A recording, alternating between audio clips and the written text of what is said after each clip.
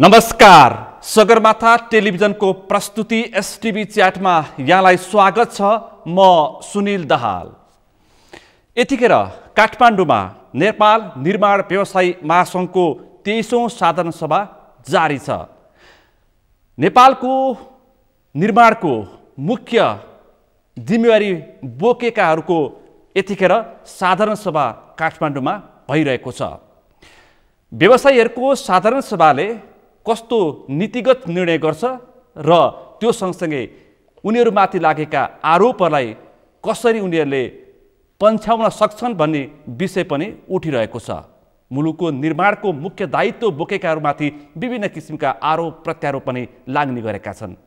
निर्माण व्यवसायी भन्ने बित्तिकै यतिखेर मानिसहरूले ठेकदार भन्ने बित्तिकै ठगदार समेत भन्ने गरेका हामीले सुन्ने गरेका छौँ।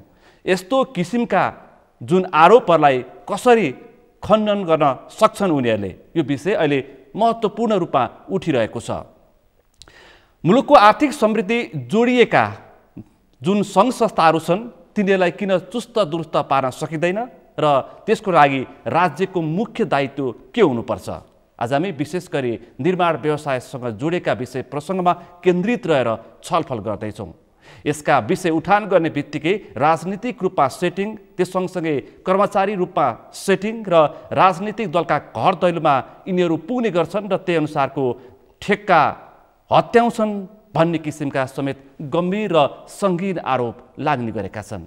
यस्ता विविध आरोप प्रत्यारोप र यसभित्र रहेका समस्या के हुन् र सुल्झाउन के गर्नुपर्छ, व्यवसायीले के गर्नुपर्छ र राज्यले कस्तो उत्तरदायित्व वहन गर्नुपर्छ, यिनी विषय प्रसङ्गमा आज हामी केन्द्रित रहेर छलफल गर्दैछौँ।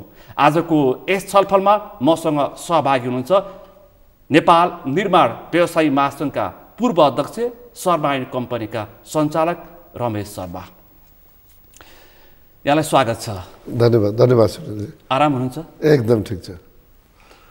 नेपाल निर्माण व्यवसायी महासङ्घको 23औं साधारण सभा काठमाडौँमा जारी छ।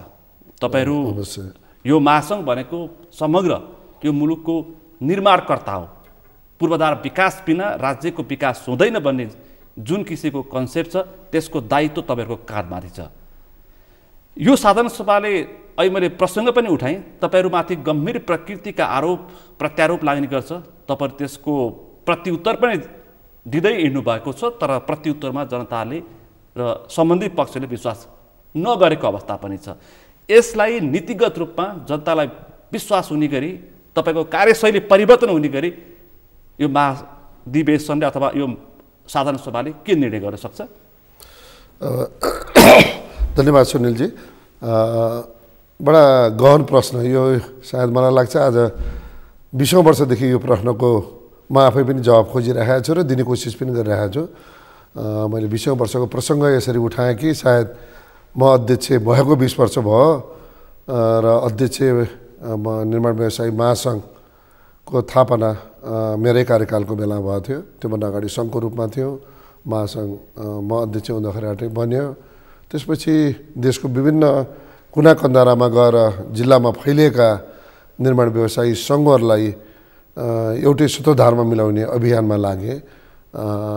त्यसले गर्दाखेरि किनभने यो त अहिले तपाईँले उठाउनु भयो बडा अहम क्षेत्र हो कि देशको विकास बजेटको करिबन 60% हाम्रो हातबाट खर्च हुन्छ भनेपछि यति उत्तरदायी लिएको संस्था आफै पनि परिष्कृत हुनु जरुरी छ र साथसाथै पैसा पनि खर्च गराउने, त्यस पछाडि चाहिँ सरकारले पनि अब हाम्रो दायित्व होइन भनेर गाली गर्ने जुन भइरहेको छ त्यसले पनि कता कता अवजस ल्याइराखेको छ कि असमञ्जस ल्याइराखेको छ कि भने जस्तो मलाई लाग्छ।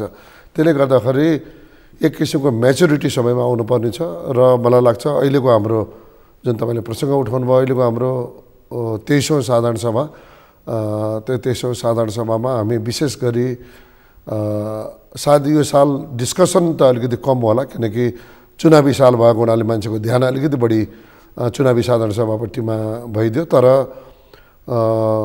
मलाई लाग्छ महासङ्घ पनि म्याच्योर्ड भएको छ र महासङ्घमा संलग्न हुने पनि म्याच्योरिटी आउँदै गएको हुनाले गर्दाखेरि तपाईँले नि हेर्नुभयो भने हिजो अस्तिको भन्दा केही चेन्जेस आएको छ। तर हरेक चिजको चाहिँ राइट र रङ पार्ट भनौँ न, दुवैतर्फ गुड साइन र bad sign every action has equal and opposite reaction भनेर भनेदेखि गरी अपोजिट रियाक्सन त धेरै नआइदियोस् भन्नेमा हामी छौँ। तर हामी यसलाई सुधार्दै गएका छौँ। हामी आफैलाई पनि यत्रो ठुलो जिम्मेवारी लिएको पेसा इज्जतिलो हुनुपर्छ भन्ने चिजमा हामी आफै पनि छौँ।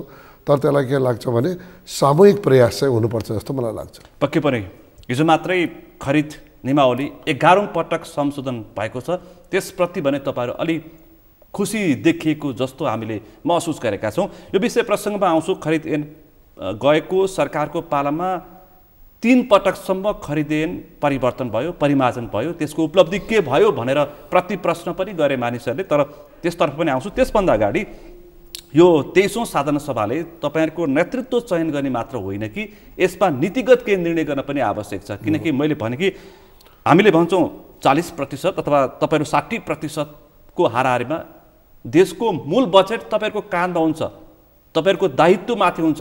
यति ठुलो बोध बोक्नेहरू तपाईँहरू, देशका सबै संरचना बनाउने तपाईँहरूलाई आरोप लाग्ने गर्छ। के लाग्छ? ठेकेदार भने पछाडि ठगदार भन्ने गरिन्छ। यसलाई चाहिँ तपाईँहरूको तर्फबाट पनि यसलाई खण्डन गर्न सकेको अवस्था छैन र यो आरोप थपिनेको माथि थपिने मात्रै क्रम जारी छ। किन यसतर्फ चाहिँ तपाईँहरूको ध्यान नगएको? विकास एउटा ठाउँमा छ, व्यवसाय अर्को ठाउँमा छ, इमान्दार तपाईँ जस्तो व्यक्ति पनि हुनुहुन्छ, इज्जत अर्को ठाउँमा छ। सबैभन्दा पहिला त यसलाई कसरी हेरौँ भने ठेक्का लिने भएको हिसाबबाट ठेकेदार हुनु स्वाभाविक हो। तर ठेकेदार भनेर मुख्य गरी चाहिँ संसारमा पनि हेऱ्यौँ भनेर भन्यो भने जस्तो मदभट्टीको ठेक्का लिने, ढुङ्गा माटोको ठेक्का लिने, यताको चिजलाई एउटा सर्टेन कस्टमा लिएर अर्कोतिर ट्रान्सफर गर्ने, त्यो चिजमा कुनै पनि अरू आफ्नो कुनै टेक्नोलोजी अथवा अरू कुनै मेहनत नगर्ने, त्योबाट गर्नेलाई बेसिकली ठेकेदारी भनेर भनिन्छ भने हामीहरू प्योरली निर्माण व्यवसायी हौँ। हामी पनि एउटा उद्योगै हो, निर्माण पनि एउटा उद्योगै हो र इन्डस्ट्रियलिस्टले जस्तै गरेर हामी पनि ढुङ्गा माटोलाई जोडेर घर बनाउँछौँ, ढुङ्गा माटो आदि चिजलाई अलकत्रालाई जोडेर बाटो बनाउँछौँ। त्यो कारणले गर्दाखेरि हामी नि केही न केही प्रड्युस गरिराखेका हुन्छौँ। त्यसले गर्दाखेरि यसलाई सबैभन्दा पहिला चाहिँ त यहाँहरू पत्रकारहरूदेखि लिएर, किनभने सबैभन्दा पहिलो राज्यको चौथो अङ्ग र जनमानसमा केही चिजको परिवर्तन ल्याउने हो भने परिवर्तनको सम्भाग पनि मलाई त लाग्छ राजनीतिज्ञ भन्ने यहाँहरू नै बढी हो। त्यसले गर्दाखेरि हामीहरू निर्माणकर्ता हौँ, यिनीहरूले नि बनाएका छन्, देश बनाउने हुन्, यिनीहरूलाई मोर जिम्मेवारी बनाउनुपर्छ भनेर भन्ने हिसाबबाट तपाईँहरूबाट पनि त्यो किसिमको अलिकति पोजिटिभ उठान होस् भन्ने म चाहन्छु। सबभन्दा पहिलो चिज। दोस्रो कुरो, राजनीतिकले अहिले तपाईँले फेरि पूरक प्रश्न गर्नुभयो, गर्दाखेरि राजनीतिज्ञहरूले पनि यसलाई त सानो हिसाबबाट हेरौँ न। तपाईँले आफ्नो घरबाटै बिहान केही किनमेल गर्नको लागि केही पैसा दिएर सब्जी दिएर पठाउनु भयो भने आँखा चिम्लेर बस्दिनु भएन। जसलाई पठाउनु भएको छ त्यत्रो पैसाको चाहिँ रिटर्न आछ कि छैन, भन्नेको चिज ठिक आछ कि छैन भनेर त्यसको नि अध्ययन र त्यसलाई पनि सूक्ष्म दृष्टि दिनु पर्यो। मलाई लाग्छ अहिले नभइरहेको त्यही हो। किनभने कुनै पनि निर्माण भनेको हामी यसलाई एउटा ट्रायङ्गल जस्तो 3 कुना भन्छौँ। एकतिर निर्माण व्यवसायी छ, एकतिर सरकार छ र एकतिर कन्सल्ट्यान्ट छ। एकजनाले डिजाइन गर्छ, एकजनाले त्यसमा पैसा दिन्छ र त्यसमा अनुगमन पनि गर्छ, प्लस एकजनाले त्यसलाई बनाउँछ। यी 3टा वान टिम बनेर र त्यसलाई बेस्ट दिन खोज्ने हो भने बेस्ट आउँदो रहेछ। नभए भने अहिलेसम्म के भइदियो भने कन्सल्ट्यान्टले डिजाइन गर्यो, त्यो डिजाइन ठिक छ कि छैन भने कहीँ रिभ्यू हुँदैन। हाम्रो काम त दिए अनुसारबाट बनाउने हो। सिओको टुप्पामाथि यति किलोको लोड राख भनेपछि हामी त त्यो गरिदिन्छौँ। तर त्यो सिओले त्यसलाई धान्ने कि नधान्ने त, त्यो चिज त पहिला कन्सल्ट्यान्टले गरेको डिजाइनलाई काहीँनिर भेरिफाई त गरिदिनु पऱ्यो नि। हामीलाई पुलहरू भनेर भनिन्छ। हिजो पनि म कतै गएको थिएँ, मलाई यो प्रश्न गरिरहेको थियो, पुलहरू भनेर भन्यो। हामीले त्यहाँ पुलमा जे फाउन्डेसन देखाइएको छ अथवा जग देखाइएको छ त्यो अनुसारबाट हामी काम गर्छौँ। त्यो जग ठिक छ कि छैन त, त्यो डिजाइन ठिक भयो कि भएन, त्यो माथिको यति टनको लोडलाई धान्ने छ कि छैन। रोडको डिजाइन गरिन्छ 20 टनलाई आधार मानेर, त्यहाँ माथिबाट 60 टनका गाडीहरू गइराखेको छ। यो पनि के भने यातायातको र निर्माणको बिचमा सामञ्जस्य भएन। भनेपछि 20 टनलाई डिजाइन गरिएको भने 20 टनभन्दा आउन दिनु भएन, 60 टनलाई डिजाइन गरिएको भने त्यही अनुसारबाट 60 टनको डिजाइन त्यसमा परिवर्तन गर्नु पर्यो। आसफाल्टले भ्याउन भन्यो भने त्यहाँ कङ्क्रिट रोडमा चेन्ज गर्नुपर्छ। कता कता यो चिज जुन पहिला डिपिआरको बेलामा जुन यसमा दिनुपर्ने ध्यान हो सबैभन्दा पहिलो मलाई लाग्छ त्यो नपुगेको मैले अनुभव गरेको छु। कहीँ अहिले हामी अन्तर्वार्तामा कुरा गरौँला, कहीँ यस्ता उदाहरण यो विषय प्रसङ्ग किन उठ्ने गर्छ भन्दाखेरि तर हावाले उडायो। तपाईँ हामीले सुनेको समाचारमा देखेको दृश्यहरू पनि देखेका छौँ। बन्दा बन्दै गरेको सिमेन्टले बनेको रड छडले बनिरहेको पुल बन्दा बन्दै हावाले उडाउँछ भनेपछि त्यहाँ माथि 100 टनको गाडी कसरी गुड्छ? विषय यहाँनिर छ। होइन, कहिलेकाहीँ मलाई के लाग्छ भने कहीँनिर हावाले उडायो भनेपछि हामी पत्रकार साथीहरू पनि मानौ सिसिटिभी लगाउनु भएको छ र त्यहाँ आयो, यहाँलाई टेक्निकल कुरो तुरुन्त थाहा भयो जस्तै चाहिँ त्यो तुरुन्तै बाहिर पत्रिकामा अलिकति हामीहरू बढी नेगेटिभ पत्रकारितालाई बढी सायद जनताले मन पराउने भयो कि त्यसलाई दिन्छौँ। एक दुई ठाउँमा जुन हावाले उडा भन्ने छ त्यो चाहिँ सिमेन्टेडवाला होइन, स्टिलका गडरोहरू इन्स्टल गर्दै तल केही टेकोले जब त्यसको बोल्टहरू सम्पूर्ण चिजहरू नकसेसम्म चाहिँ त तल केही टेकोले अडाएको हुन्छ। त्यो अडाएर त्यो कस्नुभन्दा अगाडि के भइदियो भनेपछि हावाले जुन एउटा खोचोरमा हुँदाखेरि अनएक्सपेक्टेड किसिमका हावाहरूले अथवा त्यसमा अरू के चिज परेको थियो तलको सटरिङलाई चाहिँ त्यसलाई हल्लाइदियो, सटरिङ चाहिँ खस्यो। सटरिङ खस्दाखेरि त्यो बोल्टो नकसिएका पुलहरू खसेका हुन्। सिमेन्टेड पुल तपाईँको त्यो हावाको भरमा एउटा दुईवटा जुन खोचोरमा जुन हावाको भरमा खस्यो भनेका पुलहरू थियो त्यो भएर खसेका थिए भने एक दुई ठाउँमा सिमेन्टेड पुलहरू पनि तपाईँले देख्नुभयो होला केही दिनमा खसेको चाहिँ अनुभव भएको छ। कन्स्ट्रक्सन कम्पनीले बनाएका पुलहरू, मैले एउटा पुलको मात्र इक्जाम्पल यहाँ दृष्टान्त पेश गरेँ, त्यस्ता पुलहरू बनि नसक्दै करप्प भाँचेका पनि दृश्य हामीले देखेका छौँ। होइन, त्यो करप्ट भाँचेकोमा के भयो भनेपछि दुईवटा चिज हुनसक्छ। या त तलको सटरिङ टाइममा खोलियो, समयभन्दा अगाडि खोलियो। जस्तो मैले अहिले तपाईँलाई भन्न लागेको थिएँ, मेरो एक दुईजना साथीहरूले गरेको दुर्गम क्षेत्रमा गरेको पुलहरू अलिकति लेट गरेर उनीहरू जेठमातिर उनीहरूले ढलान गरे। के भइदियो भने चाहिँ 10 दिनको दिन त्यहाँ बाढी आइदियो, तलको सटरिङ बगाइदियो भने चाहिँ त्यहाँ सिमेन्टेड गर्यो भनेर भन्न भएन कि त्यसलाई पुग्ने 28 दिनको जुन तलबाट सटरिङ लगाउनु पर्ने त्यसको एउटा म्याच्युरिटी पोइन्ट एउटा त्यो नहुनाले गएको अवस्था छ। र अर्को एउटा अघि नै मलाई लाग्छ तपाईँको प्रश्न नभए पनि मैले क्वेसन गरेको थिएँ डिजाइनको कुरो। त्यो पुललाई त्यति लेन्थलाई धान्ने गरी चाहिँ डिजाइन भयो कि भएन भने पछाडि हामीहरूको डिजाइनलाई परिपूर्वक हिसाबबाट चेक गर्ने चाहिँ निकाय भइदिएन। कुनै एउटा कन्सल्ट्यान्टलाई सरकारले दिन्छ डिजाइन गर्नलाई भन्यो भने चेक इन्जिनियर एउटा भइदिन पर्यो। क्रस चेक हुँदैन, न राज्य पक्षबाट हुन्छ न त्यसलाई अनुगमन गर्ने कुनै अर्को पक्ष होइन। त्यो चाहिँ त राज्यकै हो नि त, त्यो त होइन, त्यो त पहिला राज्यले गर्नु पर्यो। किन त्यो त टेन्डर गर्नुभन्दा अगाडि कहीँनिर गएर संसारभरि धेरै ठाउँमा अलिकति कम्प्लिकेटेड चिजहरूलाई चेक इन्जिनियर भनेर राखिने चलन हुन्छ। हामीहरूको नेपालमै भएका यी हाइड्रो प्रोजेक्टहरू मैले देखाएको छु, कहीँ साथीहरू किन धेरै जसो त आजकल प्राइभेट सेक्टरमा पनि राखेका छन्। एउटा कन्सल्ट्यान्टबाट डिजाइन गरिसके पछाडि अर्कोलाई चेक इन्जिनियरको रूपबाट मेजर टेक्निकल प्यारामिटरहरू चाहिँ हेर्नको लागि भनेर दिइन्छ। त्यसले गर्दाखेरि यो चेक नगराउनु चाहिँ एउटा त्यो भयो। र त्यसपछिको आयो सुपरभिजनमा। म भन्छु किन दुधले नुहाइएको कोही पनि छैन, चाहे त्यो कर्मचारी हुनन् अथवा व्यापारीकै हुनन्। त्यसले गर्दाखेरि चाहिँ सुपरभिजनको जुन निकाय छ, सुपरभिजनमा आउने व्यक्तिलाई पनि इक्वली त्यसलाई त्यसमा ल्याएबल बनाइएन कि समयमा सिद्धिने चिजहरू चाहे त्यो हुन्, चाहे त्यसमा चाहिँ ठिक हिसाबबाट गुणस्तरका मालहरू प्रयोग भयो कि भएनन्। र अर्को एउटा कुरो यसैसँग सँगसँगै के पनि आउँछ भने हामीहरूको काम बजारमा पाइने मालहरूलाई लगेर प्रयोग गर्ने।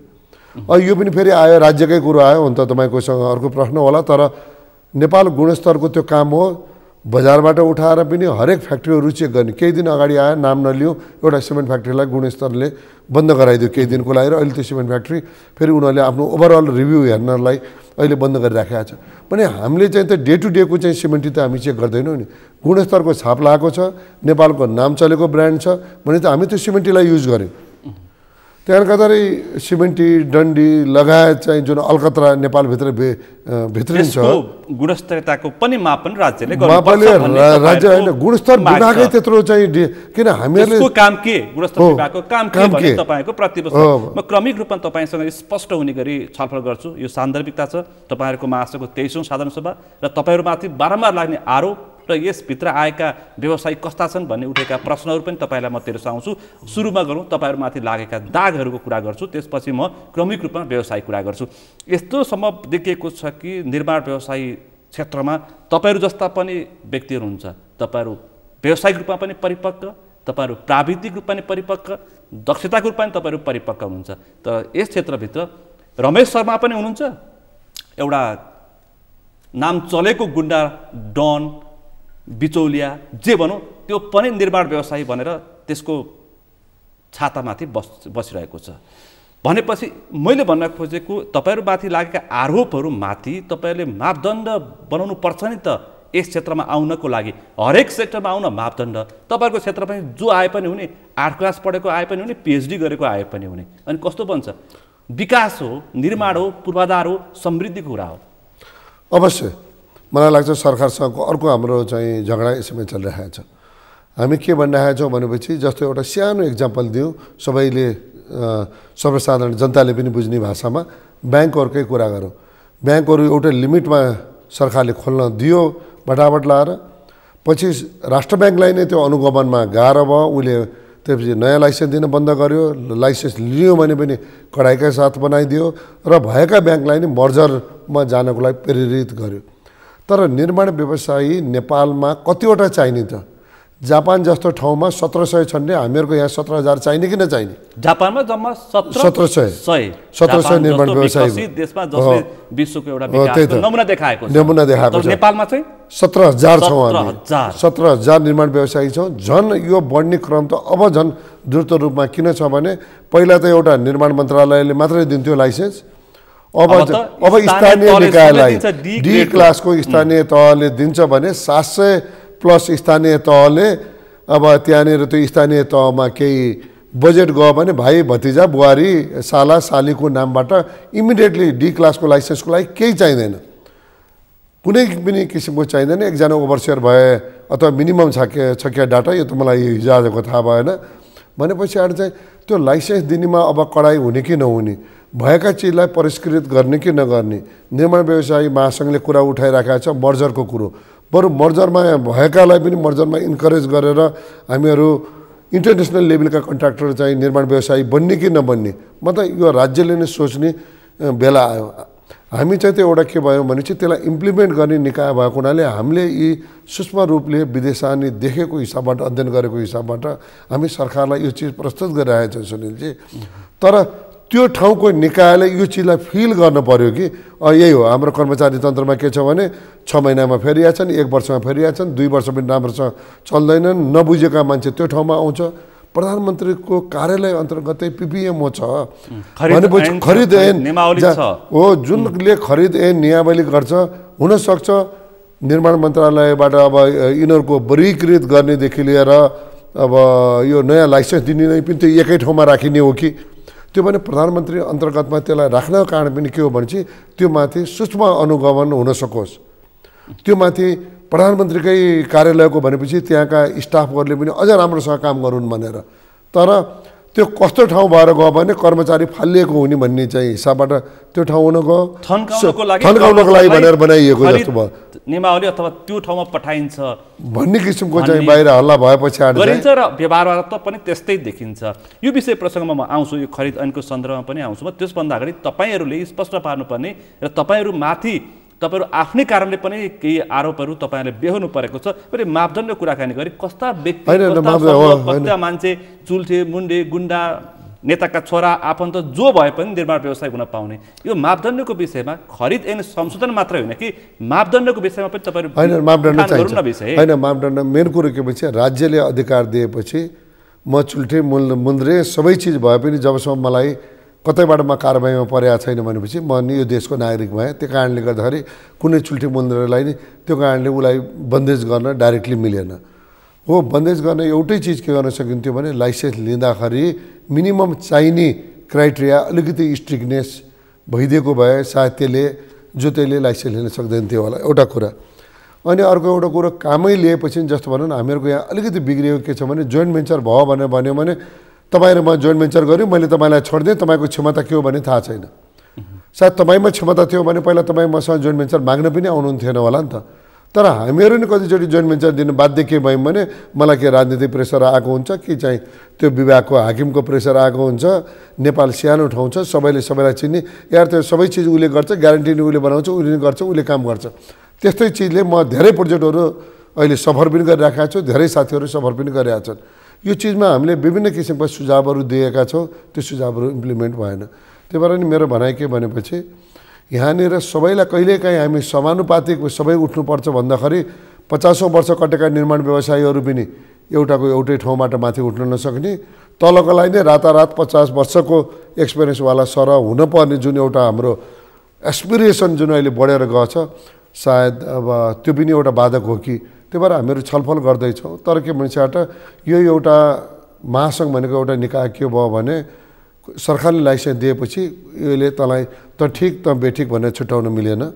त्यो भित्र भएकोमा पोलिसीहरूमा चाहिँ नै हामी सरकारलाई अलिकति टाइट तरिकाले गइदेऊ र चिज राम्रो काम गर्ने वातावरण बनाऊ। टाइट भन्नमा त काम गर्ने वातावरण नहुने होइन, काम गर्ने वातावरण भयो।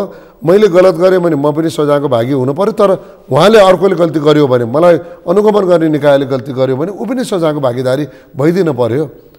मानिसहरूले त यतिसम्म भनेका छन् कि यो निर्माण व्यवसायमा इज्जत एउटा राखेको संस्था जसमाथि खासै दाग लागेको छैन, शर्मा एन्ड कम्पनीको नामिने गर्छन् भनेपछि अहिले हामीले 17,000 को दृष्टान्त पेश गरौँ, एउटा कम्पनीको मात्रै सकारात्मक चर्चा हुने गर्छ भनेपछि विडम्बना कहाँ छ? हामी पप्पू कन्स्ट्रक्सनलाई पनि यी राख्नुपर्ने बाध्यता छ, शर्मा एन्ड कम्पनीलाई पनि सँगै जोडेर चर्चा गर्नुपर्ने अवस्था छ।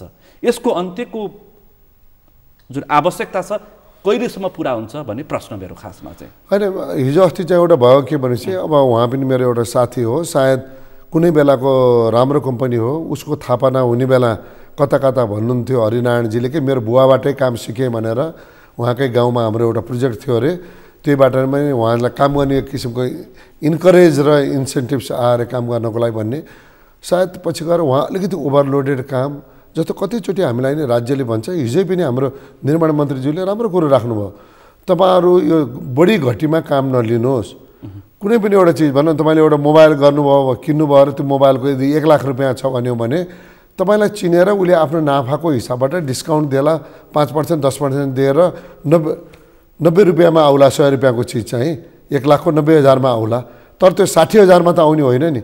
आजको दिनमा के भइरहेको छ, हाम्रो राज्य पनि खुसी हुन्छ 60,000मा आयो भने आखा मेरो 40 लाख रुपियाँ बच्यो भनेर चाहिँ राज्य पनि खुसी भएछ यदि उसले 60 लाख कोट गर्यो भने। तर 100 रुपियाँ पर्ने चिज चाहिँ 60 रुपियाँमा आउनु सक्ने नसक्ने त्यो अनुगमन हामीले कहिले पनि गरेन। त्यही भएर कुनै बेला निर्माण व्यवसायी महासङ्घले यसैलाई रोक्नको लागि एभरेज बिडिङ गर्ने हो कि सेकेन्ड लोएस्टलाई दिने हो कि, किनभने म चाहिँ त लोएस्ट होइन, म सेकेन्ड लोएस्ट आउनुपर्छ भने पछाडि त घटी ऊ चाहिँ अलिकति आफूलाई रेट चाहिँ ब्यालेन्स गरेर जान्छ। ठिक रेटमा हो भने तपाईँले ठिक क्वालिटी दिन सक्नुहुन्छ।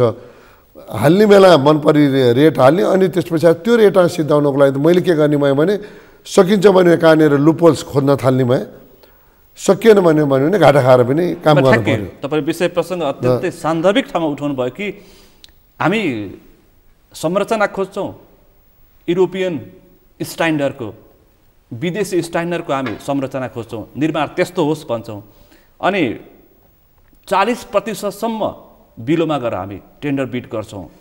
त्यसमाथि तपाईँहरूको अर्को पीडा छ, कति प्रतिशत सेटिङमा पनि मिलाउनु पर्यो।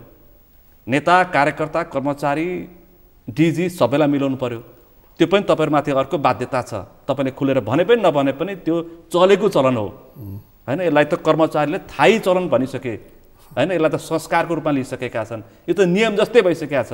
कर्मचारीले कति प्रतिशत एउटा ठेकदारले ठेक्का पाइसकेपछि छुट्याउने भन्ने त चलन चल्ती नै भइसक्यो। त्यो सँगसँगै नेताको हरानी पुग्नु पर्यो। एकातर्फ 40%मा बिड गरेछ, अर्कोतर्फ अर्कोतिर पनि पठाउनु परेछ, अनि बन्छ बाटो 10 दिनमा बनाएको बाटो र 1 महिना 10औं वर्षपछि बनेको बाटो 10 दिनमा भत्कियो भनेर समाचार बनाउनुपर्छ। यही न अवस्था। होइन, कता कता अलिकति एक्जरेट भएर सुनिलजीले सोध्नुभयो कि जस्तो लाग्छ। सायद हुनसक्छ जो रातारात माथि जान खोज्नेवाला त्यो होला।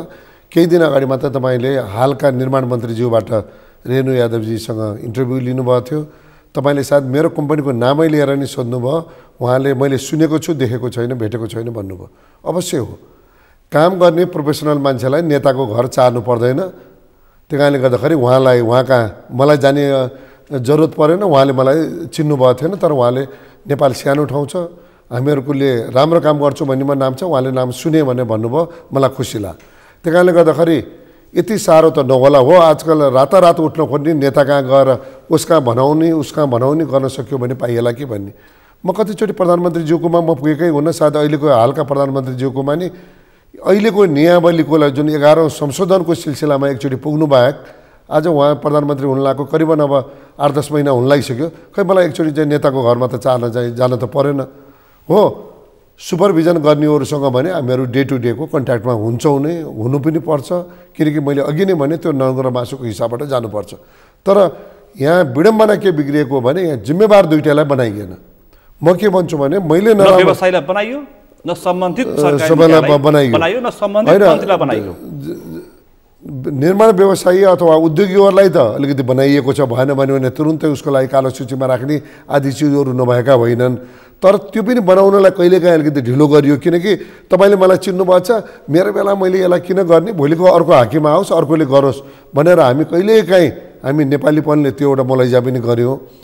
मैले यही सिलसिलामा, तपाईँको समय कति छ, तर यही सिलसिलामा म दर्शकहरूले जान्नको लागि पनि म के भन्न चाहन्छु भने म धेरै प्रोजेक्टहरू चाइनिजहरूसँग जोइन्ट भेन्चरमा काम गरेको थिएँ। मैले चाइनिजवाला सोधेँ, तिमीहरूको देशमा पनि करप्सनले यसलाई झुन्ना आदि चिजहरू भनेर सुनिएको छ, तै पनि तिमीहरूका यस्ता राम्रा डेभलपमेन्टका एक्टिभिटीहरू बडा टाइममा भयो, के भयो भनेपछि उहाँले भन्नुभयो, हामीहरूकोमा जतिको जवाबदेही निर्माण व्यवसायी छ उत्तिकै चाहिँ त्यहाँ आउने सुपरभिजन गर्ने चाहिँ एजेन्सी पनि हुन्छ, त्यो कर्मचारी पनि हुन्छ, कर्मचारी उसको सेटहरू समयमा काम भयो भने उसले पुरस्कृत पनि हुन्छ र उसले अर्को पनि राम्रो प्रोजेक्ट पाउँछ। ढिलो भयो भने यदि ढिलोको रिजन छ भने दुइटैले माफी पाए। तर यदि कन्ट्र्याक्टरलाई यदि पेनलाइज गर्ने मौका अवस्था आयो भने इक्वली त्यो कर्मचारी पनि पेनलाइज हुन्छ। भनेपछि के हुन्छ अरे भने काम सुरु हुन साथको भोलिपल्टदेखि त्यो कर्मचारी काम ढिलो भयो भने त म पनि पेनलाइज हुन्छु भनेर त्यहाँका बाधा विरोध हटाउन आफै लाग्छ। भेरिएसन गर्नुपर्ने छ भने आफै दौडिन्छ, कहीँ बाटोमा रुख छ पोल छ भने त्यसलाई कसरी कटाउनको लागि पर्नुपर्छ आफै लाग्छ। यहाँ त मतलबै छैन, 1 वर्ष उहाँ भन्नुहुन्छ त्यो फेरि मेरो त सरुवा हुन्यो, मन्त्री फेरियो भने मेरो सरुवा हुन्यो, डिजी फेरियो भने मेरो सरुवा हुन्यो, भएको चिज गराउँछु म, किन कसको लागि छुचो हुनुपर्ने। भनेपछि एउटा प्रोजेक्ट स्टार्टिङमा सुरुमा जसले नेतृत्व गर्यो त्यो सरकारी कर्मचारी प्रोजेक्ट पुरा नहुँदैसम्म त्यो त्यहीँ बस्नु पर्यो, र यदि त्यो प्रोजेक्ट किन पुरा भएन, के कारणले भएन, कहाँ कमजोरी भयो भने पनिसमेन्ट दुवै पक्षलाई भयो भने अहिले उठेका विषयहरू स्वत समाधान हुन्छन्। धेरै चिजहरू त्यसले काम गर्छ जस्तो मलाई लाग्छ। त्यो सुपरभिजन गर्ने सम्बन्धित कर्मचारीलाई पनि पनिसमेन्ट व्यवस्था गर्नुपर्छ। यो विषय तपाईले के होइन, यो पनि उठाएका छौँ। यही सिलसिलामा मैले विभिन्न निकायमा भनेको छु र अहिले हालसालै त मैले एक्जाम्पल पनि उदाहरणको रूपमा दिने गरेको छु। मैले गत वर्ष मात्रै बुझाएर अघिल्लो सरकारको बेला प्रधानमन्त्रीज्यूले उद्घाटन गर्नुभएको वीरस्थलको प्रोजेक्टको मैले कुरा गर्छु। त्यो वीरस्थलको त्यति ठुलो थियो, बिल्डिङमा त झन् हजारौँ थरीका आइटम हुन्छन्, तर त्यसको सुपरभिजन गर्ने जिम्मेवारी भवन विभागले ल्याएको थियो। भवन विभागबाट जुन टिम सुरुमा थियो, बिचमा 2टा मन्त्री 3टा मन्त्री फेरिनु भयो, 2-3टा डिजी फेरिनु भयो, तर त्यो सुपरभिजन टिम चाहिँ सुरुदेखि अन्तिमसम्म हुनाले कोभिडको त्यत्रो मारामारी हुँदै पनि समयमा सम्पन्न भयो। प्रधानमन्त्रीज्यूले त्यसको एप्रिसिएसन गर्नुभयो, मलाई समेत पनि चाहिँ उद्घाटन सत्रमा बोल्ने अवसर दिइयो। नत्र पनि युजुअली प्रोजेक्ट सिद्धियो भने कहीँ पनि गर्दाखेरि निर्माण व्यवसायको नामसम्म आउन्न। प्रधानमन्त्री कार्यालयको सकारात्मक समाचार भनेर समाचार हेडलाइन समेत यस्तो अवस्था छ, यस्तो विडम्बना छ, एउटा प्रोजेक्ट समयमा सक्यो भने मुख्य समाचार बनाउनु पर्ने त्यस्तो अवस्थामा हामी गुज्रेका छौँ। त्यसकारण यता प्रति प्रश्नहरू तपाईँमाथि आरोप भएर लाग्ने गर्छन्। समस्या यहाँनिर हो, दुःखद कुरा यहाँनिर हो। होइन, मेरो एउटा आरोपहरू त केले पनि भएको छ भने यहाँले एकजना निर्माण व्यवसायीको नाम लिनुभयो। 17,000मा मैले अघि नै भने सबैजना हामी सायद त्यति सक्षम छैनौँ होला, दुधले नुहाएको छैनौँ होला। कहिलेकाहीँ मैले 50 किलोको भारी बोक्न सक्ने भने मैले 100 किलोको जबरजस्ती आँटेर पनि त्यो प्रोजेक्ट बिग्रिएको होला। तर त्यस्ता चाहिँ व्यक्तित्वहरू 5% 10% हुनु होला। 10%ले गरेर 90% बदनामी भएको नि अवस्था छ। एउटा चिज के भनेपछि हरेक चिजको नाम आउनु परेन, तर 90% को बदनामी त्यो 10%बाट नि भइराखेको छ। तर ती चिजहरूलाई सरकारबाट पनि समयमा भनौँ न कतिसम्म चाहिँ भए पछाडि काम नदिने र मलाई लाग्छ केही हदसम्म अहिलेको 11औं संशोधनले यी चिजहरूलाई केही हदसम्म निवारण गर्न खोजेको जस्तो लाग्छ। जस्तो भोलि गर्दा कतिसम्म काम गर्छ गर्दैन त अलग चिज हो, तर यो धेरै बिलो नजाउन आदि चिजलाई कतै तरिकाले रोक्न नसकिया हुनाले एउटा निर्माण व्यवसायीले 5वटा भन्दा बढी काम एकचोटि लिन नपाउने र कुनै एउटा प्रोजेक्ट चाहिँ 80% सिद्धियो भने बल्ल ऊ चाहिँ छैठौँमा जान पाउँछ भनेपछि यो अहिलेको खरिद नियमावलीको 11औं संशोधनले यो व्यवस्था गरेको छ, जसले गर्दाखेरि अहिले के भयो भनेपछि धेरै काम एकैताले होल्ड गर्न पाउने भएन। सायद हिजोको दिनमा जुन अहिले तपाईँले नाम लिनुभएको थियो मेरो घनिष्ठ साथी त हो, तर उहाँले कुनै बेलाबाट गर्वसाथ भन्नुहुन्थ्यो मसँग 5 किलोमिटर बराबरको पुल छ भन्नामा त कति धेरै पुल रहेछ कि त्यो जोड्दाखेरि त्यो 5 किलोमिटर हुन जान्थ्यो। अथवा एउटा निर्माण व्यवसायको हातमा 3 दर्जन भन्दा बढी ठेक्का उसको हातमा छ, तर उसले 3टा भन्दा बढी पुरा गर्न सकेको छैन समयमा, त्यही पनि कति किसिमका समस्या बावजुद पनि। भनेपछि यो किसिमको ठेक्का मात्रै थुपार्ने, सडक लथालिङ्ग, यो एउटा अलिकति बढी नै यस्तो पनि देखिएको छैन। सबै व्यक्तिलाई लान्छना लाउन खोजेको होइन, तर केही कारणले गर्दाखेरि थुप्रै मानिसहरू भन्दा म यसको त अलिकति विरोध गर्छु र हाम्रो महासङ्घका अध्यक्षज्यूले नि यसलाई धेरैचोटि हाइलाइट दिएर बोल्नुभयो, जुनको हामीहरू महासङ्घभित्र नै विरोध गऱ्यौँ।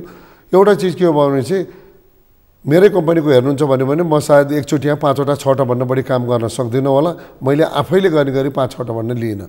तर नयाँ काम गर्छु भन्ने जागरुक साथीहरूलाई माथि उठाउनको लागि र ऐनले नै दिएको व्यवस्था छ जोइन्ट भेन्चर, त्यसले गर्दा जोइन्ट भेन्चरको हिसाबबाट चाहिँ त्यहाँ मेरो नाम जोडिया छ भन्दैमा त्यो 3 दर्जनमा यहाँले भन्नुभयो मेरो नाम आइदिनु भएन, मेरो भनाइ चाहिँ त्यो हो र त्यो मेरोमा गनिदिनु भएन हो। तर भोलि उसले गरेन भने के, त्यो एउटा त परिप्रश्न आउँछ। तपाईँ जेबी किन दिएको?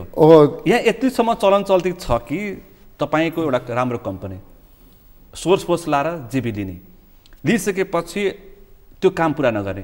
अर्को पक्ष के छ भन्दाखेरि तपाईँलाई मैले यो समग्र आरोप लगाउन खोजेको होइन कि एउटा मुख्य कम्पनीले 10वटा काम हात पार्ने, त्यसपछि सब कन्ट्र्याक्टमा अरूलाई काम दिने, उता काम पुरा भएको छैन, त्यसको आरोप तपाईँले खेप्नुपर्ने। त्यो कमिसनको अलिकति चलखेलले गर्दाखेरि यो समस्या सब कन्ट्र्याक्ट बरु अलिकति कम होला, म फ्रेङ्कली भन्छु। 10वटा लिएर 5वटा अर्कालाई सब कन्ट्र्याक्ट दिने त्यो अलिकति कम किन होला भने मेरो नाममा मात्र लिएँ भने त्यहाँ मेरो ग्यारेन्टी पस्या हुन्छ, मेरो चाहिँ भनौँ न अरू चिजहरू डाइरेक्टली मेरो नाम आएको हुन्छ र त्यो कसैले पनि त्यो रिस्क लिन खोज्दैन। युजली जोइन्ट भेन्चरको जुन व्यथा हो त्यो व्यथाबाट पीडित म पनि छु। गएको वर्ष मात्रै मैले जोइन्ट भेन्चरको यस्तै सोल्भ गर्ने बेला चाहिँ 20औं करोड रुपियाँ चाहिँ घरबाट लगानी गर्न परेको छ।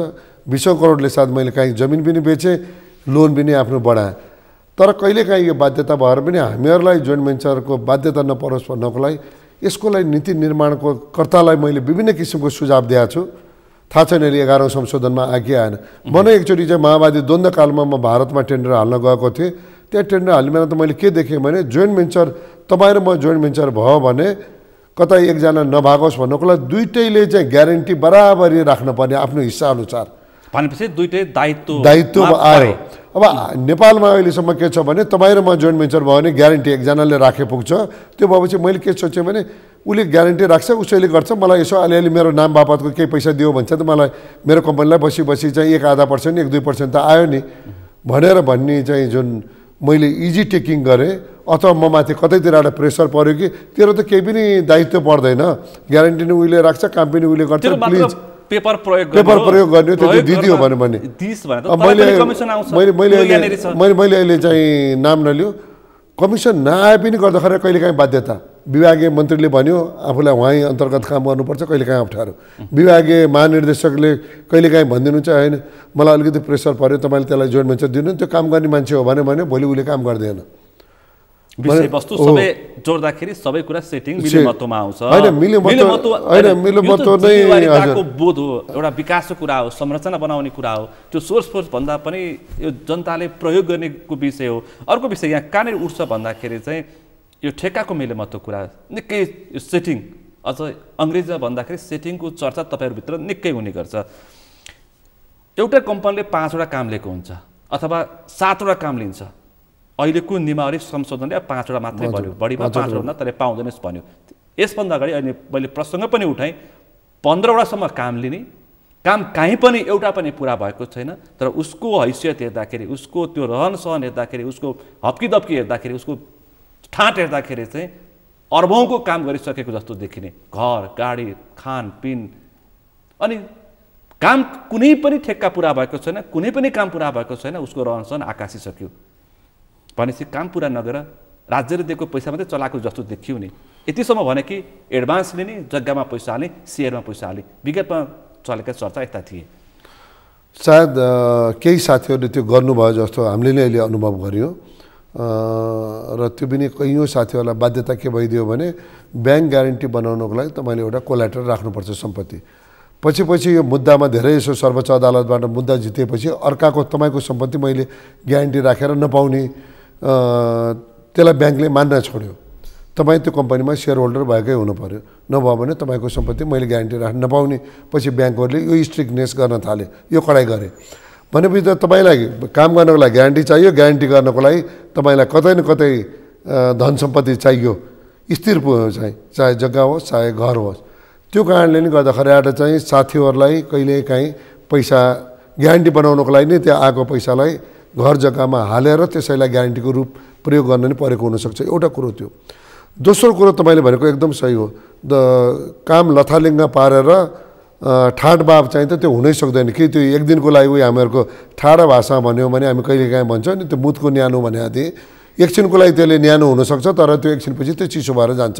तातो पानी माथि आएर बस्यो भने एकछिन पो तातो हुन्छ, त सधैँ त तातो हुन सक्दैन। त्यही कारणले गर्दाखेरि आएर चाहिँ त्यो ठाडबाट कता कता मलाई कहिलेकाहीँ कुनै बेलाको के लाग्छ भने तपाईँले कहीँबाट 2 नम्बरी गर्नुभयो, त्यसलाई सबभन्दा लगानी गर्ने ठाउँ यो भयो भनेपछि म त निर्माणबाट कमाएको हो नि भनेर भनिदियो, तर त्यो पैसा अर्को अन्य स्रोतबाट आएको होला। सायद यो पखाल्ने ठाउँ पो यो भइदियो कि इन्डस्ट्री गरेर पखालौँ भने त्यहाँ इन्डस्ट्रीको यति बढी सिस्टम छ, त्यो गर्नलाई टाइम लाग्यो। ठेक्का भनेपछि त एकैताली जबरजस्ती ठेक्का भए पनि लिइदियो, घटीमा हालेपछि त होइन बाबा सेटिङै गर्न परेन, होइन मिलोमितोमा गर्नै परेन। यो चिजको 10 रुपियाँ भन्न कम हुन्न भनेपछि मैले चाहिँ 9 रुपियाँ 8 रुपियाँ हाल्दिएँ भने त स्वतः म लो भइहालेँ। हेर्ने बेला यहाँ घाटा होला, तर उसले अर्को ठाउँको पैसा चाहिँ युज गर्नको लागि अर्को ठाउँको पैसा हो कि अथवा सही सायद त्यति बढी चाहिँ ठाडबाट त्यो कारणले पो देखियो कि त्यो पनि हुनसक्छ कि। त्यही भएर गर्दाखेरि ठेक्काबाट मात्रै कमायो अथवा ठेक्कामा जे गरे नि कमाइन्छ भन्ने कहिलेकाहीँ यसले पनि बजारमा मानसिकता देखाएको छ। यसले गर्दाखेरि आएर पनि हामीहरू कति दुःखले त्यो काम सकेका हुन्छौँ, कति कहिलेकाहीँ घाटा खाएर काम सकेका हुन्छौँ। कैयौँ साथीहरू घरबार भएको अवस्था छ। अहिले कैयौँ साथीहरूको अहिले नाम नभनौँ, हिजोको दिनमा मैले नपताउने साथीहरू अहिले 1 लाख रुपियाँ निकाल्न नसक्ने अवस्था पुगेको मेरो आफ्नो आँखाले देखाएको छ। उहाँ बडा मान्य सर्वमान्य हुनुहुन्थ्यो, 40औं वर्षको चाहिँ एक्सपिरियन्स साथीहरू भनेपछि त त्यो दुःख वेदना उहाँको कसले सुनिदिने। एकातिर यस क्षेत्रमा 3 पुस्ताले काम गरिरहेछ, 3 पुस्तालाई अर्को समस्या छ, इमान्दारिताको साथ काम गर्ने हो भने अर्को 1 पुस्ता होइन 3 वर्षमा उसले चाहिँ उसको हाइफाई अर्कै देखिन्छ। अनि मानिसहरू अचम्मित हुन्छन्, ठेकेदार हुने बित्तिकै त रातारात अर्बपति हुन्छ कि क्या हो भन्ने किसिमको कन्सेप्ट मानिसहरूमा त्यो जागिरहेछ र जो पनि यस क्षेत्रमा लाग्न खोज्दैन। होइन त्यो मलाई लाग्छ त्यो त्यही ठेक्काबाट भनौँ अथवा त्यो निर्माणबाट आएको पैसा होइन, त्यो अन्य स्रोतबाट आएको पैसालाई चाहिँ त्यहाँबाट चाहिँ त्यसलाई व्हाइट मनी बनाउने कोसिस गरियो। म त सिधै त्यही भन्छु, यो ब्ल्याक मनीलाई व्हाइट बनाउनको लागि यदि त्यो रातारात चाहिँ त्यो भएको भयो भने ठेकेदारी काम भयो, कन्स्ट्रक्सनको काम भयो, निर्माण व्यवसायको काम चाहिँ यस्तो तर्फ उन्मुख भएको अहिलेको चिन्ताको विषय धेरै देख्दाखेरि पछिल्लो समय देखिन्छ। तर त्यो कतिसम्म छ भन्ने कुरो मात्रै हो। अब पर्सेन्टेजमा हेर्न पर्यो, 1% आधा पर्सेन्टको कारणले गर्दाखेरि 99%ले अथवा 0.1%को कारणले गर्दाखेरि सबैजना, किनभने बाहिर देखिने चिज भनेको चाहिँ 1 जना 2 जना चाहिँ देखियो भने मान्छेले होललाई हिसाब गर्छ, तर त्यो चिज चाहिँ होइन, त्यो चिज चाहिँ होइन। तपाईँले यो पनि महसुस गर्नुभएको छ पछिल्लो समय यस्ता प्रवृत्तिहरू वात्तै बढेको तपाईँले पनि महसुस गर्नुभएको होइन? खर्च गरिएको चाहिँ भने केही महसुस गरिएको छ। कहीँले के भयो हुनसक्छ भने जग्गामा यो बिचमा चाहिँ सायद रियल इस्टेट जग्गा सबभन्दा बढी फर्स्ट आयो, जग्गाको पैसा सधैँ त्यो जग्गाको व्यवसाय नहोला भनेर उहाँहरू यतापट्टि आएर आउनुभयो। जग्गा गरिँदैसम्म उहाँमाथि आँखा परेन, निर्माण व्यवसाय भयो भनेपछि त ओहो रातारात उसको चाहिँ सानमान देखियो भनेर भन्ने पनि त्यसरी नै भनिएको होला। तर मैले आजकल त्यसरी आइएको चाहिँ अथवा आएको चाहिँ भने मैले त्यो देखाएको छैन। कुनै बेला बरु आजभन्दा 20-30 वर्ष अगाडि त्यो थियो कि भने जस्तो मैले बरु अनुभव गर्छु। यो अन्तर्राष्ट्रिय मापदण्ड पनि मैले के हेरेको थिएँ, यसको नियम कानुन मापदण्ड यो एकदमै हामीसँग देखिएको 40% बिलो जाने, यो अन्तर्राष्ट्रिय मापदण्डमा चाहिँ धेरै कम बिलो गयो भने त्यसमा पुनः टेन्डर हुने र त्यस अनुरूप नै फेरि उसले धरोटी राख्ने प्रचलन छ होइन? होइन, धरोटी त यहाँ पनि छ। हामीले चाहिँ त्यो बिलो जाने हट्ला भनेर धरोटीको सिस्टम गरियो तर त्यसले केही पनि काम गरेन। 5-6 महिनासम्म केही साथीहरू चाहिँ त्यो धरोटीबाट डराउनु भयो, अलिकति ब्यालेन्स हाल्नुभयो, त्यसपछि त्यो पचेर गयो। वास्तवमा हामीहरूकोमा एउटा यो कर्मचारीहरूमा यो अख्तियारको वास्तवमा अख्तियार त्यतिको लागि भनेर गठन भएको त होइन, तर अख्तियारको फोबियाले गरेर केही गर्यो भने मलाई समात्छ भनेर भन्यो। नत्र भने कुनै पनि ऐन हेर्नुभयो भने घटीलाई नै दिनुपर्छ भनेर लेखेको छैन।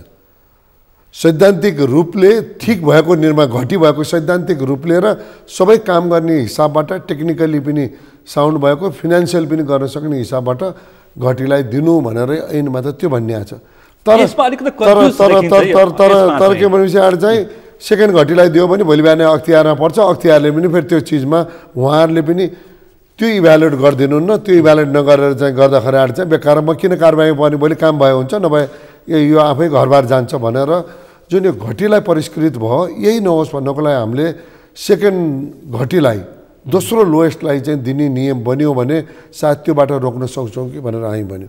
कयौँ देशहरूमा त 10% भन्नु तल भयो भने सेकेन्डलाई थर्डलाई दिने चलन छ।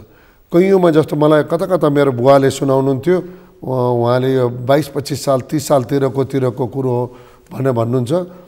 युएसएआइडी अन्तर्गतको हामीले धेरै काम गऱ्यौँ रे, त्यहाँ यति इस्टिमेट यति गोप्यता रहन्थ्यो, कसैलाई थाहा हुँदैन थियो। पछि गएर टेन्डर खोल्यो, अवार्ड हुने बेला चाहिँ त लोएस्टलाई सेकेन्ड लोएस्टलाई नभएर हामीहरूलाई भएको देखिन्थ्यो अरे। उनीहरूले के हेर्दा रहेछन् भने उनीहरूको इस्टिमेटबाट जो सबभन्दा नजिक छ उसलाई दिने भनेपछि यसले मात्रै काम हुनसक्छ, यो भाउले मात्रै काम हुनसक्छ। त्यही कारणले गर्दाखेरि हामीहरू कहिलेकाहीँ भन्छौँ नि 100 रुपियाँ इस्टिमेट गरिएको थियो भने 99 आयो भने त्यसलाई हामी सिन्डिकेटिङ भन्छौँ, होइन त्यो 100 रुपियाँ त त्यसको लागि बजेटै छुट्याइएको हो।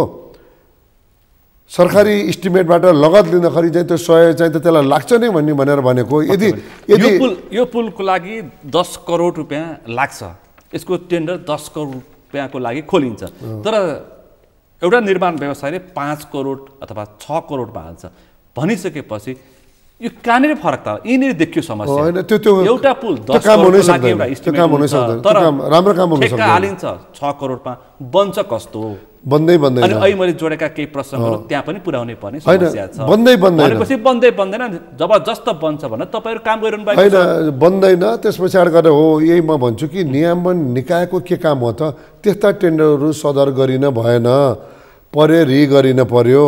यस्तो चिजमा पनि यो कारणले रि भनिएको गरेर अख्तियारले त्यो कर्मचारीमाथि कारबाही गरिन भएन। सायद त्यस्ता चिज यस्ता किसिमको चाहिँ रि टेन्डर 2-4 चोटि भयो भने मलाई लाग्छ त्यस पछाडि सबै हामी नै त्यो चिजबाट हाल्नबाट रोक्यौँला। पक्कै पनि किन भर्खर विकासको पूर्वाधारमा हामी भर्खरै अलिकति गतिको विकास गर्दैछौँ। भर्खर सुरु मार्गको हामीले काम गर्दैछौँ, ठुल्ठुला हाइडो बनाउँदैछौँ, 4 लेनका 6 लेनका 7 लेनका 8 लेनका बाटो हामी भर्खरै बनाउँदैछौँ।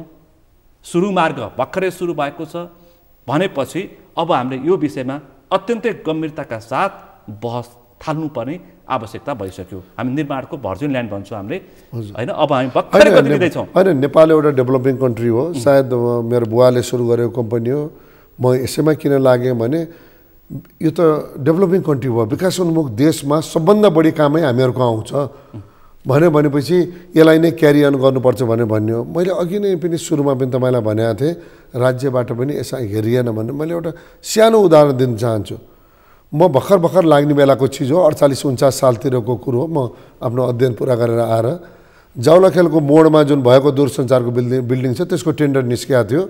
पछि गएर त्यो टेन्डर चाहिँ L&T भन्ने इन्डियाको ठुलो कम्पनी अहिले छ, उसले पायो। कम्पिटिसनमा नेपालबाट हामी मात्रै क्वालिफाइड थियौँ, इन्डियाबाट ऊ र 2टा चाइनिज थियो। हामीभन्दा अलिकति घटिले उसले त्यो काम पायो। 21 करोडको चाहिँ लागत थियो त्यो बेला। हिजोको दिनको 21 करोडलाई पनि इन्डिया छोडेर नेपाल आउने L&T आज 700 करोड आइसी भन्न तलको उसले बिड गर्दैन भनेपछि आज 30 वर्ष 35 वर्षमा ऊ त्यति विकास गर्यो भने चाहिँ राज्यले नै उसलाई माथि उठ्ने मौका दियो। तपाईँले संसारको कन्ट्र्याक्टरको लिस्ट हेर्नुभयो भने ओल्डको विदिन 50 मा आज एलएनटी आउँछ। खै हामी त आज पनि त्यही 20 करोड 22 करोडमा लड्नु परेको छौँ। 11 पटक संशोधनले तपाईँहरूलाई चाहिँ अब 3 अर्ब भन्दा माथिको टेन्डर चाहिँ बल्ल अहिले 3 अरबसम्ममा जा सोलो हाल्न पाउनु पर्ने। 1 अर्ब माथि हैन 3 अरब पुग्यो भनेपछि त हामीलाई तपाईको हैसियत कहाँ रहेछ भन्ने कुरा त यहाँको मापन हुने भयो त नि। अहिले अलि अस्ति मैले चाहिँ एकजना कोले युट्युबमा हेरेका थिएँ। धरान चतरादेखि आउने जुन हेटौँडा आउनुको लागि जुन अहिले मदन भण्डारीको बाटो बन्दैछ, लामा कन्स्ट्रक्सन र हाम्रो कम्पनी मिलेर जोइन्ट भेन्चरमा 7 अरबको काम त हामीले समयमा सक्यो। नेपालीले त सक्दो रहेछ त 7 अरबको काम गर्नलाई। त्यस्तै दिन अहिले कालिकाको करिबन उहाँहरूले नै सक्नुहुन्थ्यो, तर अलिकति त्यहाँ बजारमा अलिकति यो जग्गाको विवादको कारणले गर्दाखेरि उहाँहरूको भएको छैन। 7 अरबको उहाँको नि काम त सकेर आउँदै हुनुहुन्छ त।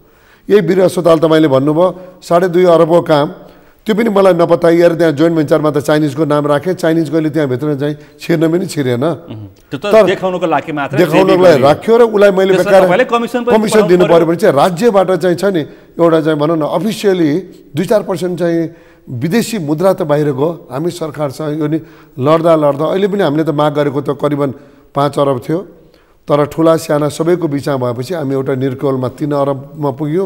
राज्यले 3 अरब मानिदियो र त्यस्तै अर्को एउटा राज्यले के मानिदियो र हामीले यसलाई ठुलो उपलब्धि मानेका छौँ भनेपछि 10 अरबसम्मको निर्माण कार्यमा विदेशीले नेपालीलाई जोइन्ट भेन्चर लिनै पर्ने भनेर भनिदियो। 10 अरबसम्मको एउटा प्रोजेक्टको लागि ठेक्काको लागि विदेशी जोइन्ट भेन्चर विदेशीले नेपाली जोइन्ट भेन्चर लिन पर्यो यदि उसले टेन्डरमा बिट गर्छ भने। किन यो जरुरी किन भयो भने टेक्नोलोजी ट्रान्सफर पनि त हुन पर्यो। त्यो भोलि गएर एक्चुअली बनाएर ऊ जान्छ, त्यसको मेन्टेनेन्स कसरी गर्ने भन्नको लागि सुरुदेखि जोइन्ट भेन्चरमा कोही मान्छे त्यहाँ घुसिया छ भने अनि नै उसले चाहिँ त्यो त्यसको काम गर्ने मेथड सिक्छ।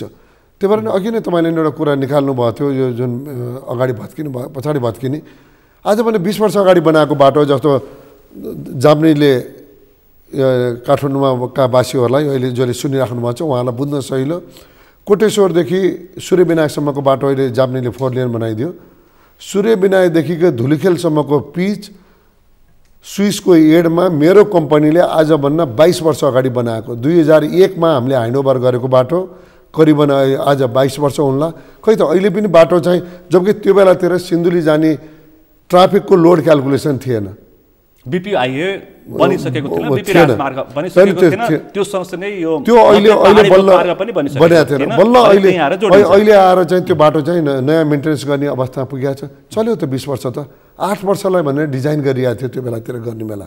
भनेपछि के भन्छ डिजाइनमा हाम्रो नि यहाँ के भइरहेको छ भने त्यो बेलाको लागि एकदम कस्टली बडा महँगो बाटो भन्ने भनिएको थियो। हामीहरूको यहाँ के भनेपछि हरेक नेताहरूको प्रेसर पर्यो तपाईँको विकास राख्नको लागि, अनि 2 किलोमिटरलाई पुग्ने पैसाले 8 किलोमिटर पिच गराउने गरेर चाहिँ अनि सस्तो डिजाइन ठ्याक्कै समस्या त्यही हो। डिजाइन अनि सस्तो, डिजाइन पनि सस्तो, गुणस्तर पनि त्यसको अनि गदहरार चाहिँ गुणस्तर कम त किन भयो भने गुणस्तर कम त किन भयो भने चाहिँ तपाईलाई यहाँ यति मोटो चाहिँ तल बेस कोर्स अथवा गिटी राख्नुपर्छ भन्नेमा तपाईँले डिजाइन यति गर्नुभयो भने अहिलेलाई त चल्ला, तर 6 महिनामा चलेन अथवा 1 वर्षमा चलेन। कस्तो गुणस्तरको बने पनि थाहा पत्तो भइहाल्छ। अरु कुरा यहाँ तपाईहरुमाथि अब हामीहरूको एउटा भनाइ के भनेपछि राम्रो बनोस्, थोरै बनोस् तर राम्रो बनोस्, थोरै बनोस् तर गुणस्तरीय बनोस्, ताकि त्यसलाई तुरुन्त मेन्टेनेन्स गर्न प्रयोग गर्न धेरै समयसम्म प्रयोग गर्न पाइयोस्। अर्को तपाईहरुमाथि लाग्ने आरोप, तपाईहरुलाई के लाग्छ भन्दाखेरि तपाईहरु यो मापदण्ड बनाउने बेला नि ठूला कम्पनीहरुको सेटिङ हुन्छ,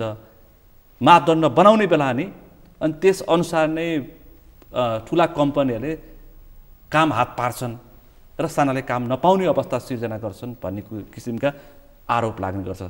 यो चाहिँ हो वास्तविकता यही नै हो। बिल्कुल क्वालिफिकेसनको कुरामा चाहिँ तपाईलाई जोड्ने गरिन्छ हैन, बिल्कुल सत्यता होइन। त्यही भएको हुनाले नि पहिला अलिअलि यस्तो चाहिँ चलखेल नभएका होइनन् र प्री क्वालिफिकेसन पहिला चलन थियो, ताकि पहिला प्री क्वालिफिकेसनमा यो चिजहरू गर्यो अनि हामीहरू 4 जना मात्र क्वालिफाइड भएपछि 4 जनाको बिचमा पछि रेट हाल्मेला त मिल्न पाइयो।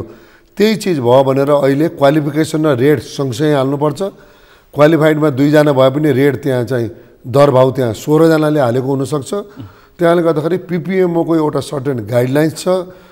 यो गाइडलाइन्समा ल र मापदण्ड बनाउनुपर्छ भन्ने र त्यो गाइडलाइन्सभन्दा बाहिर कोही जान नि मिल्दैन र गयो भने त्यो कर्मचारी फस्छ उसले किन गर्छ र आफू फस्ने काम चाहिँ त्यो बाहिर चर्चा र तपाईँहरूमाथि लागेको आरोप यो सत्यता यो सत्यता होइन प्रिक्वालिफिकेसनको नाममा ठुला कम्पनीले सेटिङ गर्छन् ठुला कम्पनी होइन ठुला कम्पनीलाई त बरु त्यो गर्ने फुर्सद हुन्न होला त्यो गर्ने चाहिँ बरु भर्खर मर्ज हुन खोज्ने मान्छेहरूबाट म रातारात ठुलो बन्छु भन्नेलाई किन मलाई देशभरिको बजेट त मलाई चाहिएको होइन नि त विकास बजेटको 1% भयो भने म ढुक्क हुन्छु 1% मैले वर्षमा काम गर्न पाएँ भने म मोर देन सेटिस्फाई हुन्छु भनेपछि त्यो चिजमा मलाई गर्ने जरुरतै छैन तर मलाई के लाग्छ भनेपछि त्यस्तो चिजमा कोही लाग्यो भने को लाग्दा रहेछन् भने 10 वर्षमा ऊ चाहिँ 50 वर्षको एक्सपिरियन्स सरकोमा उसलाई पुग्नु पर्यो रातारात त्यो महत्त्वाकांक्षा महत्त्वाकांक्षाको उपज सायद त्यो चिजलाई पनि अहिलेको 11औं संशोधनले यस्ता स्पेसिफिक चिज चाहिँ कति % भन्न सानो आइटमलाई राख्न पाइन्न भनेर अहिले तोकिदिएको छ भन्ने हामी सुनेका छौँ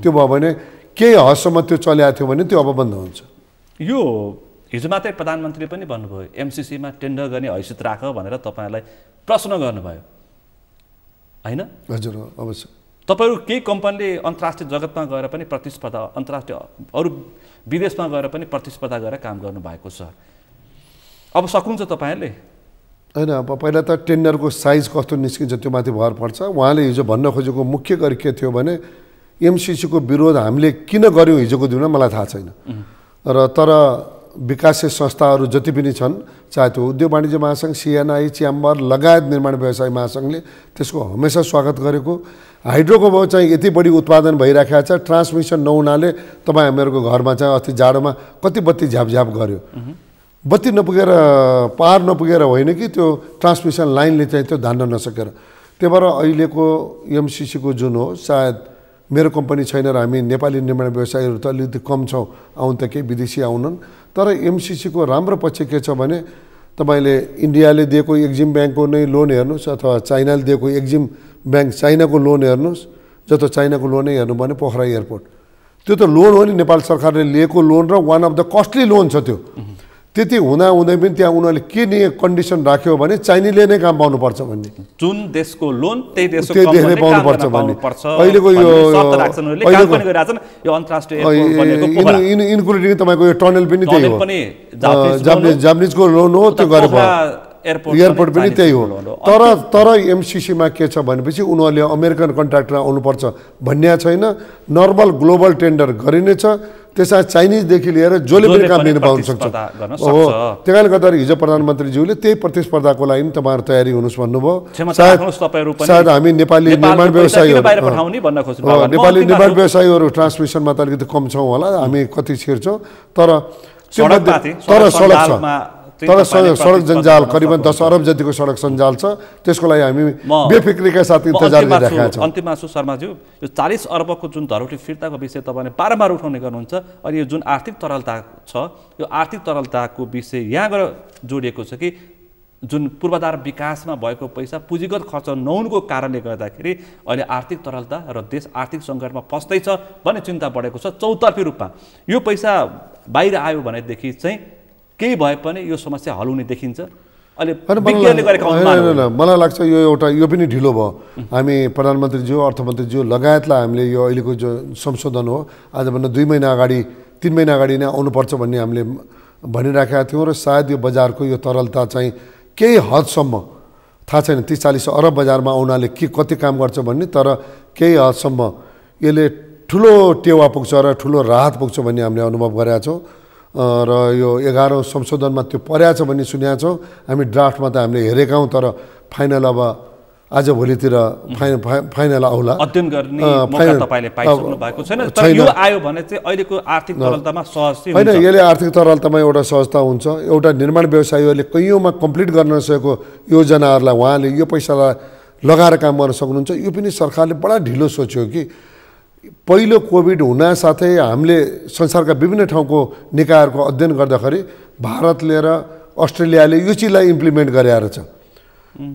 सरकारले कुनै हामीलाई छुट्टै केही दिन परेन हामीहरूकै धरोटीमा रहेको रकमलाई ग्यारेन्टी राखेर एकचोटिको लागि चाहिँ सम्पूर्ण रकम चाहिँ त्यो चलाउन दियो त्यसले गर्दाखेरि के भने क्यास चाहिँ यहाँ निस्क्यो भने ब्याङ्कले पनि अब हामीहरू यो त त्यसै त पाउँदैनौँ, यसको लागि ब्याङ्क ग्यारेन्टी बनाउनु पर्यो।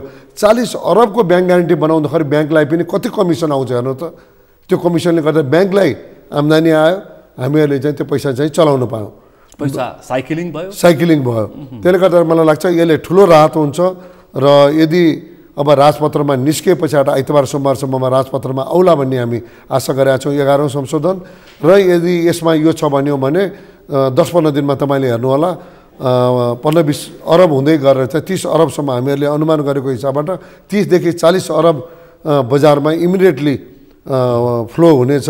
र यसले गर्दाखेरि अहिलेको पैसामा म यो सम्पूर्ण अरू औद्योगिक इन्डस्ट्रियलिस्ट साथीहरू लगायत सर्वसाधारणलाई जानकारी गराउन चाहन्छु। 30-40 अरब चाहिँ बजारमा निस्किन्छ। तपाईँहरूलाई अलिकति भयो भने सास फेर्ने मौका हुन्छ होला। एउटा यो। अर्को एउटा तपाईँले जुन विकास खर्च भन्नुभयो, विकास खर्चमा कता कता सामञ्जस्य नमिले जस्तो लाग्छ। हामीले गरेको कैयौँ योजनाहरूको भुक्तानी नपाएर हामीहरू रुमलिराखेका छौँ। हिजो बेलुका नि मैले एक्जाम्पल दिएँ, असारमा मैले ह्यान्डओभर गरेको मेरो ब्रिस्टलको अहिलेसम्म मैले फाइनल बिलको भुक्तानी पाएको छैन। किन यो भइराखेको छ? भुक्तानीको लागि पनि सरकारी पक्षबाट धेरैभन्दा धेरै प्रावधान होस्। यसमा अर्थ मन्त्रालय र विकास मन्त्रालयहरूको बिचको सामञ्जस्य मिल्न पर्यो। कमिसन नपाएर चेक नकाटी प्रवृत्तिको अन्त्य होस्, ठ्याक्कै भन्नुपर्दा। अब थाहा छैन त्यो के कारणले रोक्यो, तर चाहिँ भएन। अन्त्यमा चाहिँ यो एउटा विषय उठेको थियो कि यो उपभोक्ता समितिलाई काम दिने विषय, यो चाहिँ तपाईँलाई कतिको जायज कतिको नाजायज अर्थमन्त्री उठाएको हो? मसँग समय सकिएको छ, एक लाइनमा जवाफ दिनु। एक लाइनमा जवाफ दिँदाखेरि त्यसको हामी भोलिको दिनमा प्रक्रिया के हुन्छ हामी हेर्न चाहन्छौँ, त्यसको नियम के बन्छ। नत्र भने आजको दिनमा उपभोक्तालाई 1 अरब हुँदाखेरि त अहिले सबभन्दा बढी स्थानीय निकायमा भ्रष्टाचार भयो भनेर अख्तियारमा मुद्दा परिराखेको छ, रिपोर्ट परेको छ भने भन्यो भने यो 5 करोड हुँदाखेरि 1 करोड हुँदा त त्यस्तो भएको थियो भने 5 करोड हुँदाखेरिको कति समस्या हुन्छ र हाम्रो डी क्लासका साथीहरूले काम नपाउनु होला कि भन्ने अर्को हामीहरूलाई चाहिँ डर छ। बोलपत्र नै गर्दा राम्रो हुन्छ तपाईँहरूको धारणा। हस् त, अहिलेका जल्दा बल्दा तपाईँहरूमाथि लाग्ने आरोप प्रत्यारोप र विषय प्रसङ्ग समय सान्दर्भिक थिए। यिनै विषय वस्तुमा तपाईँ स्पष्ट जवाफ दिनुभयो, यसको लागि आभार व्यक्त गर्न चाहन्छु र समय र समाजलाई झनै आभार व्यक्त गर्न चाहन्छु। हस्, धन्यवाद। मलाई पनि यहाँ बोलाएर निर्माण क्षेत्रका केही गतिविधिहरू व्यक्त गर्ने मौका, मेरो अनुभवलाई आज 30-32 वर्षको अनुभवलाई, मेरो आफ्नो अनुभव प्लस मेरो कम्पनीको 56 वर्षको अनुभव र निर्माण व्यवसायी महासङ्घलाई हाँकेर गइसकेको हिसाबबाट गर्दाखेरि एउटा समष्टिगत रूपमा चाहिँ जुन मेरो निर्माण क्षेत्रका देखिएका चिजहरू विसङ्गतिदेखि लिएर विभिन्न चिजहरूको पाटाहरूलाई जुन तपाईँले कोट्याउने कोसिस गर्नुभयो र मैले व्यक्त गर्ने मौका पाएँ, त्यसको लागि पनि म यहाँलाई धन्यवाद दिन चाहन्छु र सगरमाथा टिभीपट्टि आभार व्यक्त गर्न चाहन्छु। आज हामीले विशेष गरी निर्माण क्षेत्रसँग जोडेका विषय प्रसङ्गमा केन्द्रित रहेर छलफल गऱ्यौँ। आजको यस छलफलमा मसँग सहभागी हुनुहुन्थ्यो नेपाल निर्माण व्यवसायी महासङ्घका पूर्व अध्यक्ष एवं शर्मा एन्ड कम्पनीका सञ्चालक रमेश शर्मा। आजको विषय प्रसङ्ग यति नै। भोलि अर्को विषय प्रसङ्ग साथ एसटिभी च्याट ल्याउने बाचा गर्दै म सुनिल दाहाल पनि बिदा चाहन्छु। सगरमाथा टेलिभिजन हेर्दै गर्नुहोला। नमस्ते।